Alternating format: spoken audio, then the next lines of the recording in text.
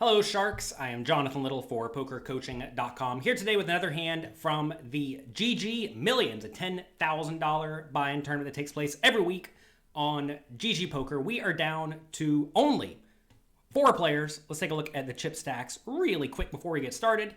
We have Juan Dominguez, who plays all the high roller tournaments, makes very, very deep runs on a regular basis, sitting here with about 35 big blinds.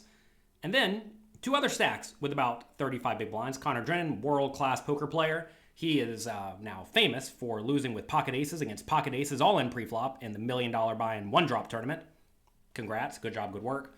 Ademar Ladava, I have no clue who this is. And Igor Goffman, I also do not know who this is, but I'm told he normally plays $200 buy-in tournaments. So this is a $10,000 tournament. He's stepping it up, playing with many of the best players in the world.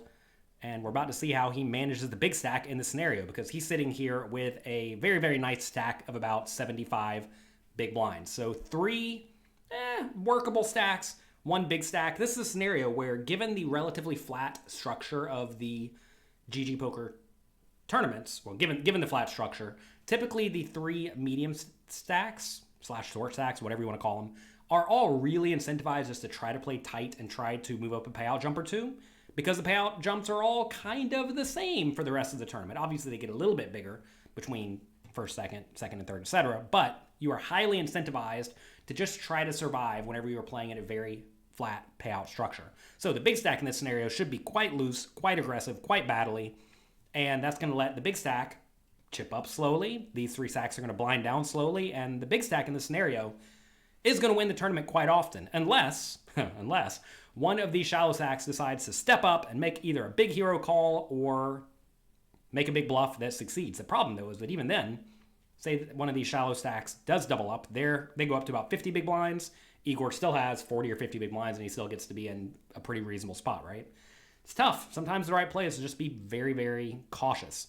This actually happened to me just the other day in the U.S. Poker Open, where we were playing, I think, 5-handed in a $50,000 buy-in final table. You can watch that on Poker Go, where one of the players got down to like 1.5 big blinds. Now there, the payout structure was a little bit steeper than this tournament here on GG. But even then, if I'm sitting there with a 15 big blind stack and there's someone with a 2 big blind stack, I just have to be really, really nitty, which forced me to make some folds that I was pretty unhappy about. But it is what it is. You have to make the most of your scenario. So anyway, let's take a look at this hand. Igor has pocket kings. That's going to go well for him. This is a spot where if stacks were reversed, Igor with, let's say, 2.8 million, Odemar with 6 million in the small blind, I bet Odemar would be 3-betting this ace-6 offsuit very frequently. But again, like I just said, because of these stack sizes, or stack setups, right, with Igor having a lot of chips, Odemar has to be very tight with the ace-6 in the small blind. Juan decides to defend the 8-3 suited, and I think this is probably a little bit loose. I have to imagine that in a flat payout structure tournament, you really want to make sure you don't call too wide from the big blind, because that's going to result in you just making some hands that results in you going broke sometimes. And you really, really, really, really, really don't want to get broke in this scenario where there are 2 other, 25, 30 big blind stacks. So he does decide to call, though. And look, I certainly don't fault him for calling. If this was a scenario where there were no payout implications, I would definitely call. But like right here, imagine Igor just decides to go bet, jam. You can't really call down with the 8-3 suited very often at all, unless you make 2 pair or a set, or if you decide, or a flush, I suppose, or if you just decide to make some really big hero call with 1 pair, which quite often is not going to work out. So anyway, flop comes 6-3-2, 2 clubs. Igor has a king of clubs. This is fine and good for him. I have to imagine he's going to be betting this flop very frequently as the big stack. I think he can probably go just small to medium. While this board does connect pretty well with the player in the big blind, it's a spot where Igor just gets to bet frequently. He goes for a big bet, which, very easily could be right. I am not fully studied in these, still somewhat deep stacked ICM scenarios. I need to do a little bit of work on that myself. It's always good to learn where you need to do a little bit of work. Juan does call. I don't see any other option. Turns a 2 of clubs. Now, whenever the middle or bottom card pairs, especially if the big blind has some of those and the initial raiser does not, which may or may not be true in this scenario because Igor should be raising very, very frequently from the button. But in this scenario, Juan should get to lead some portion of the time. However, when the river or the turn brings the 3rd card of a suit, like in this case, the 3rd club, you have to realize Igor has all the ace-x of clubs in his range and a lot of the king-x of clubs in his range. So you can't get away with leading in this scenario all that often. If this turn was, say, the 2 of spades, then I think leading becomes quite viable with a lot of Juan's range. But given there are substantial payout implications, and given Igor could just be sitting here with the ace X of clubs, king X of clubs, all the good Broadway clubs, right? Or like, I mean, for all I know, maybe he's raising like 8-4 of clubs, right? Given he should have a lot of these club hands in his range, I don't think you get to lead here. I think you're supposed to just like check, fold, as weak and passive as that sounds. And you may say, but then Juan, chips down a little bit, and now he's clearly the short stack. But when you're sitting here with 2.2 million and the next stack is 2.9 and 2.9, you're short, but you're not that short. I'm going to default to Juan, though. He gets in there, he battles, he plays all the high stakes games. Maybe he thinks he can just push Igor around because, like I said, Igor typically plays $200 buy-in tournaments. This is a $10,000 buy-in tournament. Juan does go for a small lead. If you are going to lead in these scenarios, usually you do want to go pretty small. Sure, that's what he does. Igor's in a cool spot where I definitely think raising is very viable. Going back to that $50,000 tournament, there's a spot I played against Jason Kuhn where I raised pocket tens, he called big blind, and then it came like 3 undercards, like 9, 7, 9, 9, 6, 5, 6 on the turn, and he led. This is a spot where I know you're supposed to be raising some portion of the time, and overpairs are usually pretty good hands to raise with just because they're almost always best. When you do run into a better hand, you just pay off every time. That said, calling can never be bad, right? I mean, the question is, will your opponent just ever lose their minds and rip it in here with nonsense if you put in a small raise?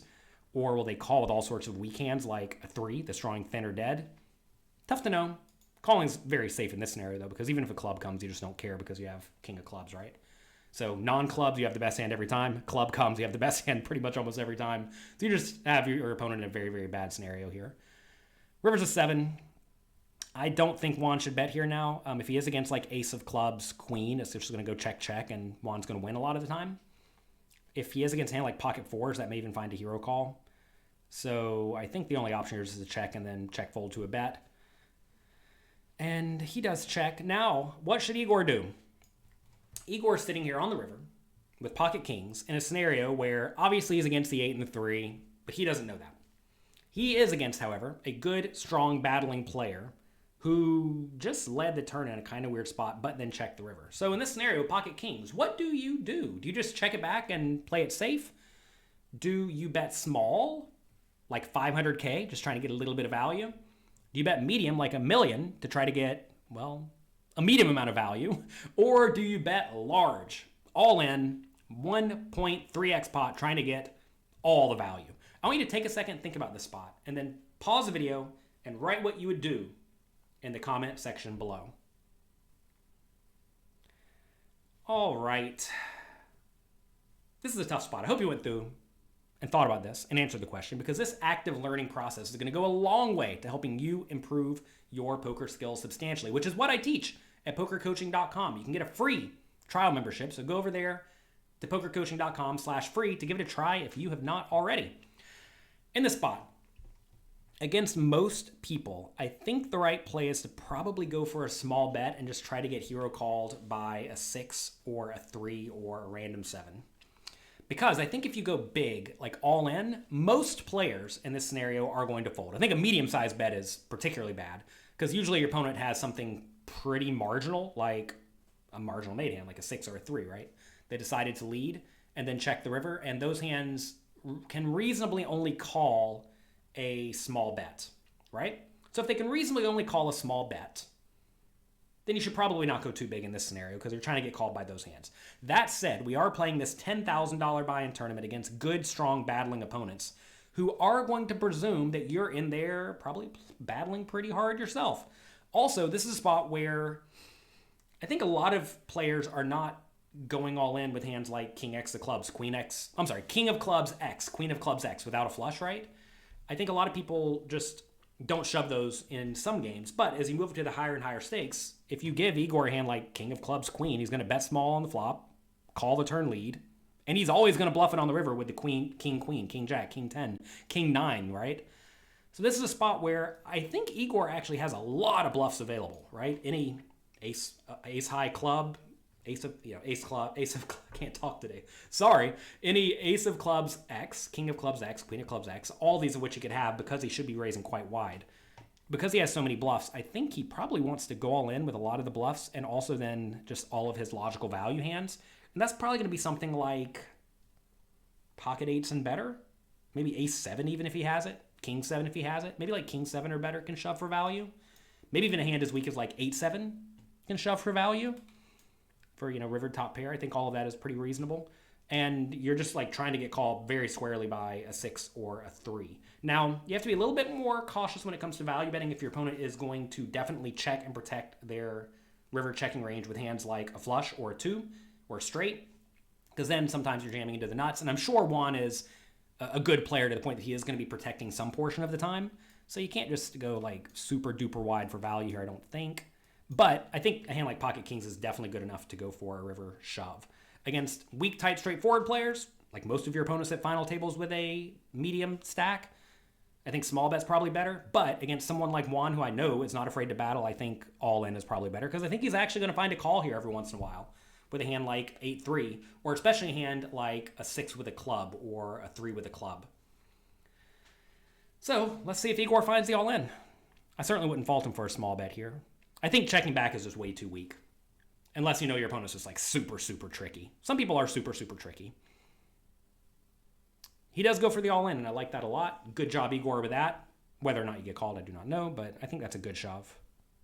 What does Juan do? You may say, fold, he has pocket kings. Well, look, he doesn't know he has pocket kings, and also he knows that the big stack should be in there battling. Will the big stack be in there battling? That's a different question.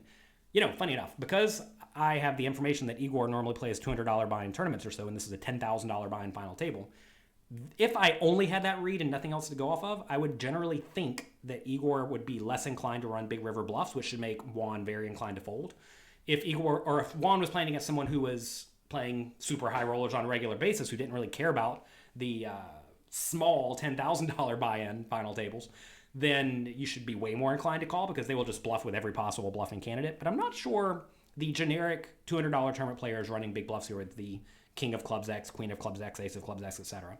So I think against a player like Igor, again, I don't know how Igor actually plays at all. All I have is this one hand. But if I thought Igor was on the tighter, more straightforward side, easy fold with the 8-3 of clubs. But if he is in there playing a lot of pots, battling hard with his big stack, then I think it's a reasonable spot to call, even with the payout implications, because Igor is going to be substantially over bluffing in this spot. And, you call, you win, you get the double up, and then you get to be the big stack on this kind of tough payout spot for your 3 other opponents. So you call, you lose the tournament, you win, you're in a great spot to win the tournament, and that's probably an okay risk-reward ratio. Juan, giving it thought, is he actually going to find the call? He's almost out of time. They give you a lot of time on GG, but he's about out. And he does make the call, and this time, instead of having a chance to win the tournament, he loses the tournament. That's going to be it for today. I hope you enjoyed this video. If you did, do me a quick favor, click the like and subscribe button below. Also, make sure you check out ggpoker.tv. They have lots and lots of fun poker content there featuring many of the best players in the world. So check them out too. Good luck in your games. Have a great, great week. And I'll talk to you next time. How do you like free stuff? Yeah? Well, good, because I have a free membership to my site, pokercoaching.com, for you. Get out of the way, hat. Click right up there to get it. And while you're at it, go ahead and click the subscribe button, and I'll see you in the next video.